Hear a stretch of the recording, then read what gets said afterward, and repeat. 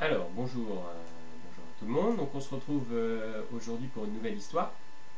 Ça s'appelle La femme laide, c'est une histoire celte.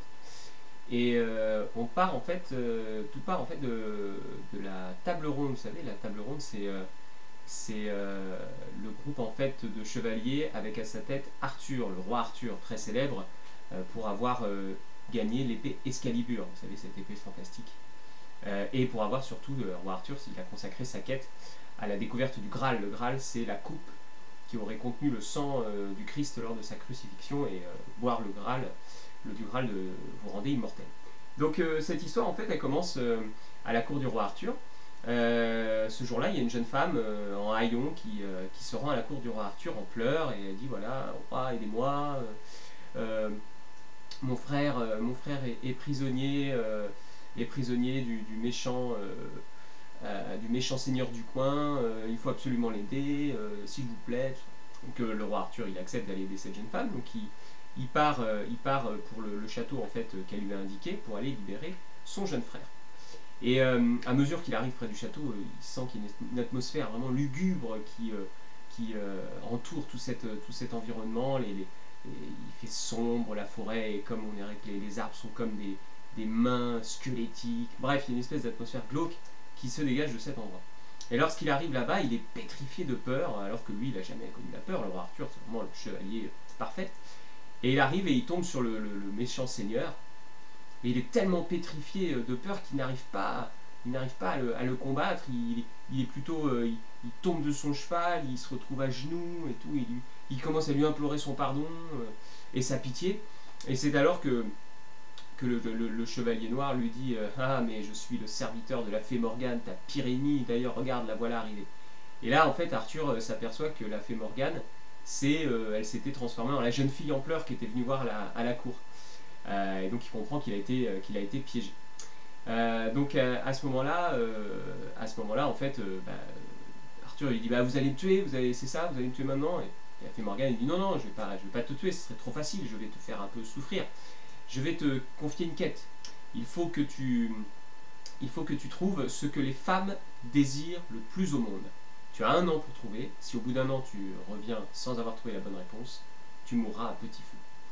Donc là-dessus, il repart à sa cour, le roi Arthur. Il tombe sur le chevalier Gauvin, qui est l'un de ses chevaliers les plus fidèles.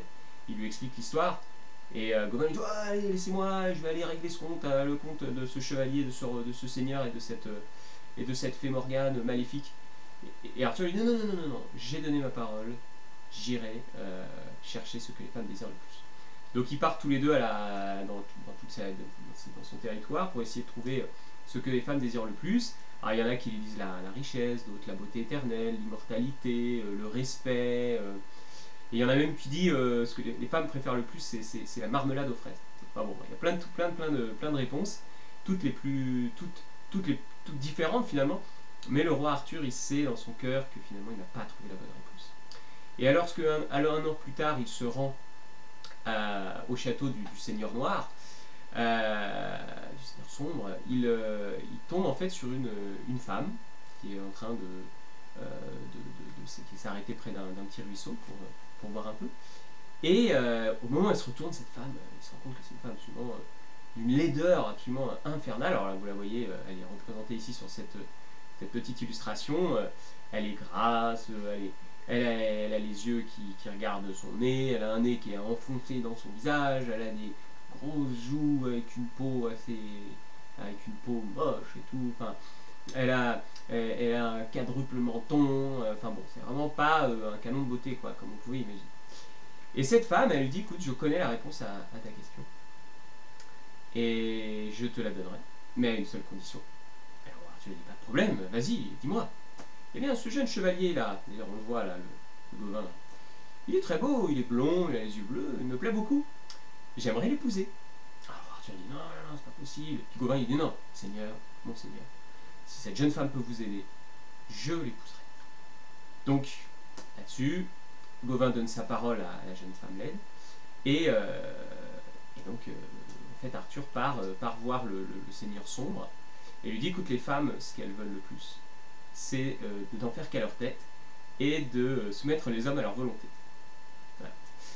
Et à ce moment-là, le Seigneur Noir, il se transforme et il dit ça y est, merci roi Arthur, vous m'avez libéré de la malédiction de la fée Morgane, j'étais comme ça car c'était elle qui m'avait jeté un sort. Je suis maintenant votre humble serviteur. Donc le roi Arthur est satisfait, donc il rentre au château, mais le roi Arthur a un petit peu le cœur lourd parce qu'il sait que il va devoir marier Gauvin à la femme laide. Et donc cette cérémonie là, cette noce, elle va être somptueuse avec beaucoup d'invités. Et tout le monde va être d'une extrême politesse, féliciter les époux. Gauvin lui va être d'une correction incroyable.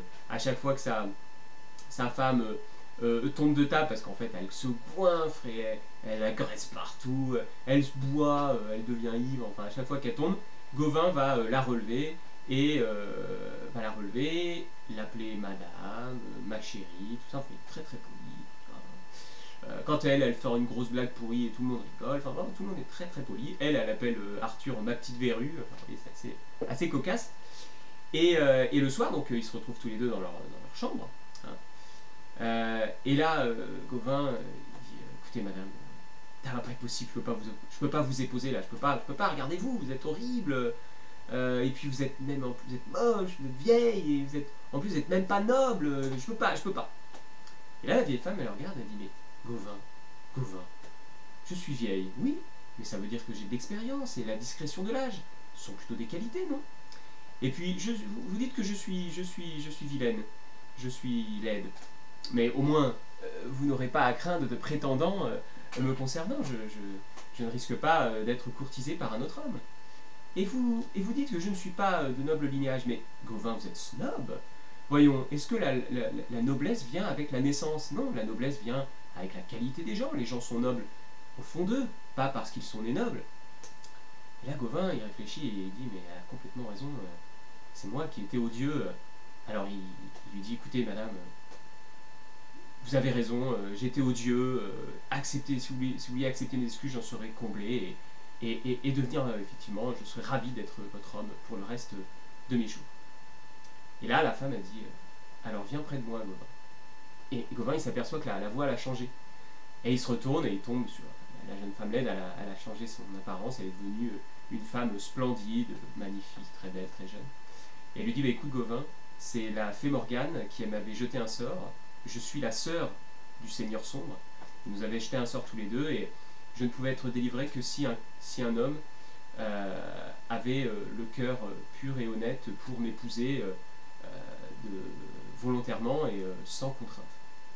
Et donc à ce moment-là, eh bien, Gauvin et elle vont refaire un mariage et vivre heureux jusqu'à la fin de leur jour. Voilà.